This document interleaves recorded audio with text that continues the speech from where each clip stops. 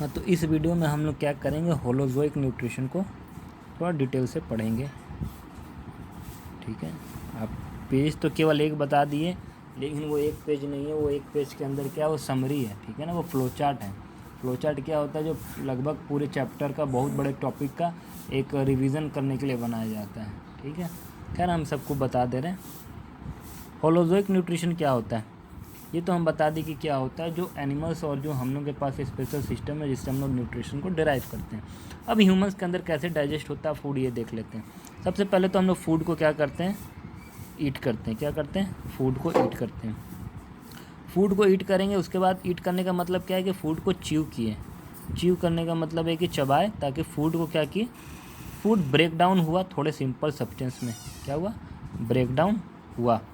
अब फूड क्या होगा, कहाँ पहुँचेगा, थ्रू फूड पाइप, यानी कि स्टमक में पहुँचेगा। किसके हेल्प से, ईसोफेगस से, ईसोफेगस या फूड पाइप। और फूड पाइप ये पता होगा आपको, ज़्यादा नहीं, लेकिन हम एक छोटा सा वीडियो इस पर बना दे रहे हैं। तो जब हम फूड ईट किए तो ये क्या है, हमारा माउथ है। यहाँ से फूड क्या किया, आपके फूड पाइप से होते हुए ये स्टमक में प्रेजेंट हो गया। ठीक है ना, और ये क्या है, आपका ईसोफेगस है या फिर फूड पाइप है। समझ में आया। तो हम फूड को क्या किए, ईट किए। हमारे माउथ में टीथ्स है, सलाइवरी ग्लैंड्स हैं। हमारे माउथ में क्या क्या प्रेजेंट है, यहाँ पर देखा जाए तो सलाइवरी ग्लैंड्स है। हम बहुत डिटेल में नहीं जा रहे इसमें, ठीक है, हमको लगता है कि आपको आता है। सलाइवरी ग्लैंड से जो क्या करता है, सलाइवा यानी कि हमारे माउथ में एक लिक्विड को प्रेजेंट करता है, जिसके कारण हम लोग क्या करते हैं, फूड को डाइजेस्ट करने में हेल्प करता है। ये क्या करता है, एक सलाइवरी अमाइलेज, सलाइवरी अमाइलेज। ठीक है ना, ये हमारे मुंह में जो सलाइवा है मुंह में, वो क्या है, फूड को गीला करता है और फूड को छोटे छोटे पीसेस में ब्रेक डाउन करने में क्या करता है, हेल्प करता है। तब इसके बाद फूड कहाँ पहुँच जाता है, हमारे स्टमक में पहुँच जाता है। अब स्टमक की अपनी खासियत है इसका, जो है कि चलिए भाई, इसके अंदर हाइड्रोक्लोरिक एसिड है, HCl एसिड है। ठीक है ना, ये क्या करता है, बैक्टीरिया को किल करता है। अगर मान लीजिए फूड आप खाए और फूड के अंदर कुछ आ गया, बैक्टीरिया या कुछ कीटाणु आ गए, तो उसको मारने का काम कौन करता है, HCl करता है। लेकिन हम लोगों को पता है कि HCl क्या है, हाइड्रोक्लोरिक क्या एक एसिड है, और एसिड क्या होते हैं, कोरोसिव होते हैं नेचर में, यानी कि वो क्या करेंगे, हमारे स्टमक को ख़राब कर देंगे। मान लीजिए कि हमारे हाथ पर अगर एसिड गिरता है तो क्या वहाँ जल नहीं जाता है। तो अगर पेट में स्टमक है, स्टमक में अगर हमारी एसिड है, तो हमारा स्टमक आज नहीं तो कल ख़राब हो जाएगा। लेकिन हमारा कभी स्टमक ख़राब नहीं होता है, एसिड के कारण जलता नहीं है, हालांकि एसिड बहुत हरदम प्रेजेंट रहता है पेट में। तो इसका कारण क्या है, हमारे स्टमक के अंदर क्या है, एक प्रोटेक्टिव लाइनिंग है। जैसे कि स्टमक दिख रहा है ना, ये स्टमक के इनर वॉल पे, ये इनर वॉल दिख रहा है, इसके इनर वॉल पे क्या है, आपको एक प्रोटेक्टिव कवरिंग है, लाइनिंग है, जो भगवान दिए हैं। और इसको क्या कहते हैं हम लोग, म्यूकस। क्या कहते हैं, म्यूकस। तो स्टमक के अंदर जो होता है म्यूकस, वो क्या होता है, प्रोटेक्टिव लाइनिंग होता है। ठीक है, अब देखिए स्टमक के अंदर कौन सा फूड डाइजेस्ट होगा। अगर हम कुछ खाए हैं और प्रोटीन प्रेजेंट है हमारा, तो स्टमक में फूड का कोई खास डाइजेशन नहीं होता है, केवल प्रोटीन का डाइजेशन होता है स्टमक के अंदर। और वो प्रोटीन क्यों डाइजेस्ट होता है, क्योंकि स्टमक में एक एंजाइम होता है पेप्सिन। बस यही एक एंजाइम होता है पेप्सिन, जिसके कारण स्टमक में केवल प्रोटीन का डाइजेशन होता है और कोई भी चीज़ डाइजेस्ट नहीं होता है। इसके बाद जो फूड है वो आगे बढ़ता है। आगे चलते हैं तो हम लोगों का क्या आता है, स्मॉल इंटेस्टाइन आता है, जो क्या है, हाईली कॉइल्ड स्ट्रक्चर है। और फूड का जो होल डाइजेशन है ना, तो इसके बाद जो फूड है स्टमक के बाद कहाँ पहुँचता है, स्मॉल इंटेस्टाइन। ठीक है ना, स्मॉल इंटेस्टाइन के अंदर क्या होता है, फूड का कंप्लीट डाइजेशन होता है, कंप्लीट डाइजेशन ऑफ फूड। तो क्वेश्चन अगर बनता है कि फूड का कंप्लीट डाइजेशन कहाँ होता है, तो आप बोलोगे कि स्मॉल इंटेस्टाइन में होता है।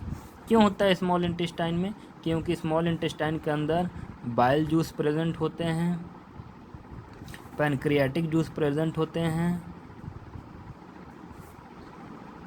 और इंटेस्टाइनल जूस प्रेजेंट होते हैं,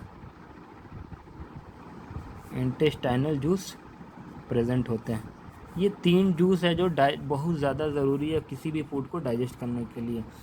और ये तीनों जूस कहाँ प्रेजेंट है? ये आपके स्मॉल इंटेस्टाइन के अंदर। अब कहना है कि बाइल जूस क्या होता है और कहाँ से आता है, तो हम बताएंगे कि जो बाइल जूस है वो कहाँ से आता है? लीवर से आता है। कहाँ से आता है? लीवर से। तो बाइल जूस को कौन प्रोड्यूस करता है? लीवर प्रोड्यूस करता है। पैनक्रियाटिक जूस को कौन प्रोड्यूस करता है? तो पैनक्रियास करता है। और इंटेस्टाइनल जूस कहाँ प्रेजेंट होता है? वो खुद इंटेस्टाइन में ही प्रोड्यूस होता है। तो ये 3 तरह के जो जूस है वो फूड को डाइजेस्ट करने के लिए ज़रूरी है। और ये तीनों जूस कहाँ प्रेजेंट होते हैं? स्मॉल इंटेस्टाइन में। इसके बाद फूड पूरा डाइजेस्ट हो गया यहाँ से। तो फूड का डाइजेस्ट होने के बाद क्या निकलता है हम लोगों को? बोले कि फूड डाइजेस्ट होने के बाद हम लोग को जो ग्लूकोज वगैरह है, डाइजेस्ट होने से क्या बनेगा? ग्लूकोज। अब यहाँ फूड डाइजेस्ट हुआ मान लीजिए, तो फूड डाइजेस्ट होकर यहाँ से कहाँ चल जाएगा? ब्लड में एंटर करेगा। कहाँ एंटर करेगा? ब्लड के अंदर एंटर करेगा। देखिए मेरी बातें पूरे ध्यान से सुन लीजिएगा, हो सकता है हम थोड़ा स्पीड बोल रहे हो क्योंकि समय कम है।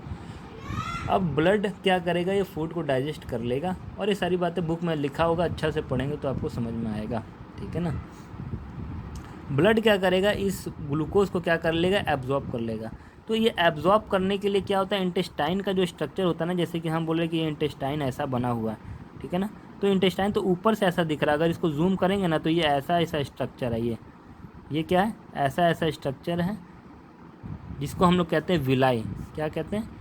विलाई। तो विलाई क्या कहते हैं? विलाई फिंगर जैसा दिख रहा है ना, ऐसा उंगली है ये, ठीक है। तो विलाई का स्ट्रक्चर क्या होता है? फिंगर लाइक होता है, जिसके कारण क्या करता है वो ग्लूकोज को एब्जॉर्ब करके किस में भेजता है? ब्लड में। और ब्लड क्या करता है? ग्लूकोज को लेकर पूरे शरीर में जाता है, ठीक है। तो समझ में आ गया। अब यहाँ तक आपको पता चला था कि यहाँ से ग्लूकोज क्या हो गया? ब्लड में एंट्री कर गया और चला गया आगे की तरफ जहाँ जाना है, जो हम लोग पढ़ेंगे रेस्पिरेशन में कि उसके बाद उस ग्लूकोज का क्या किया जाएगा, ठीक है ना। तो मेन बात यहाँ तक का ये है कि फूड जो खाए थे हम वो स्टमक में डाइजेस्ट हुआ, और डाइजेस्ट होने के बाद वो फूड डाइजेस्ट होकर कहाँ जाएगा? ब्लड में मिलेगा। और ब्लड में मिलने के लिए किस चीज़ का हेल्प लिया जाता है? स्मॉल इंटेस्टाइन का जो स्ट्रक्चर ऐसा है, विलाई जिसको कहते हैं, जिसके कारण से वो ग्लूकोज ब्लड में डिफ्यूज़ हो जाता है, डिज़ोल्व हो जाता है। इसके बाद ये स्मॉल इंटेस्टाइन जो है, लार्ज इंटेस्टाइन यहाँ से चालू होता है। ये है लार्ज इंटेस्टाइन, ठीक है, ठीक है। लार्ज इंटेस्टाइन से पास होता है स्मॉल इंटेस्टाइन के बाद लार्ज इंटेस्टाइन, ठीक है।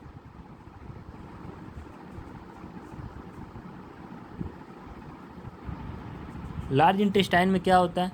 फूड में से जो अनडाइजेस्टेड फूड है वो वहाँ पास होता है। अनडाइजेस्टेड फूड कहाँ जाता है? लार्ज इंटेस्टाइन में। यहाँ पर जो कुछ वाटर एक्स्ट्रा है उसका क्या हो जाता है? एब्जॉर्प्शन हो जाता है।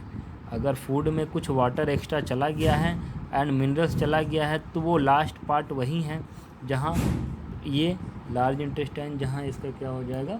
एब्जॉर्प्शन हो जाएगा, ठीक है। उसके बाद फूड क्या करा जाएगा? वेस्ट बन जाता है, फीकल मैटर बन जाता है, जो कि पहले रेक्टम, ये रेक्टम है, क्या है? रेक्टम। और उसके बाद क्या है? एनस है। फूड कहाँ पास हो जाएगा? एनस में चला जाएगा। और एनस से होते हुए फूड कहाँ चल जाएगा? Thrown out from the body, thrown outside the body. किस रूप में? फीकल फीसेस के रूप में, ठीक है ना। तो इस तरीके से हमारा क्या होगा? कंप्लीट फूड का डाइजेशन होगा। एक बार हम फिर से रिवीजन करा देते हैं। अगर हम फूड को खा रहे हैं तो हमारा सबसे पहला फूड का डाइजेशन कहाँ शुरुआत होता है? माउथ में। माउथ में क्या होते हैं? कुछ ग्लैंड्स प्रेजेंट है जिसको हम लोग सलाइवरी ग्लैंड्स कहते हैं, जो वो एक केमिकल को सिक्रेट करते हैं, सलाइवरी एमाइलेज। तो यहाँ फूड को क्या करते हैं? वो एकदम ल्यूब्रिकेट करते हैं और छोटे छोटे पीसेज में थोड़ा तोड़ने का कोशिश करते हैं। हालांकि कंप्लीट डाइजेशन तो हो नहीं सकता है, इसलिए फूड कहाँ जाता है? नीचे। नीचे कहाँ पहुँचता है? स्टमक में। स्टमक में कुछ देर फूड स्टोर रहता है। यहाँ पर ही अगर प्रोटीन प्रेजेंट है फूड में तो वो डाइजेस्ट होगा। और बोला गया कि यहाँ कौन सा एसिड प्रेजेंट है स्टमक में, तो आप कहोगे कि हाइड्रोक्लोरिक एसिड प्रेजेंट है। लेकिन हमारे स्टमक को हाइड्रोक्लोरिक एसिड से कौन बचाता है? तो म्यूकस बचाता है, ठीक है। इसके बाद स्मॉल इंटेस्टाइन आता है जहाँ फूड का कंप्लीट डाइजेशन होता है। उसके बाद फूड कहाँ जाता है? लार्ज इंटेस्टाइन में जाता है। और फिर लार्ज इंटेस्टाइन में एब्जॉर्प्शन होकर फूड का वाटर और मिनरल का लार्ज इंटेस्टाइन से फूड क्या होता है, हमारे बॉडी से बाहर फेंक दिया जाता है। तो ये सारा आपका प्रोसेस है जो फूड डाइजेस्ट करने का।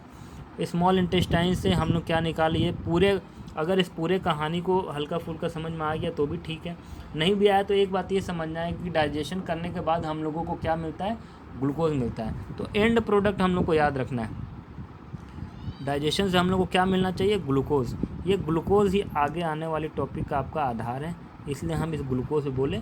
अगर हम फूड खा रहे हैं, फूड को डाइजेस्ट कर रहे हैं, न्यूट्रिशन ले रहे हैं, चाहे आप 50 तरह की जो भी बातें कर रहे हैं, आपको क्या प्राप्त करना है, ग्लूकोज। और ये ग्लूकोज भी कोई ब्रह्मास्त्र नहीं है कि ये ग्लूकोज मिल गया तो ज़िंदगी, ग्लूकोज को भी एनर्जी में बदलना होगा। अभी ये ग्लूकोज है, ठीक है ना, इसके साथ क्या करना होगा, क्या न्याय होगा इसके साथ, हम लोग आगे आने वाले टॉपिक में पढ़ेंगे। फिलहाल के लिए ये ज़रूरी है कि हम लोगों को ग्लूकोज चाहिए, और ग्लूकोज कैसे मिला, ये इतनी लंबी प्रक्रिया से होके मिला है। चलिए बाकी चीज़ों को अगले टॉपिक में पढ़ते हैं।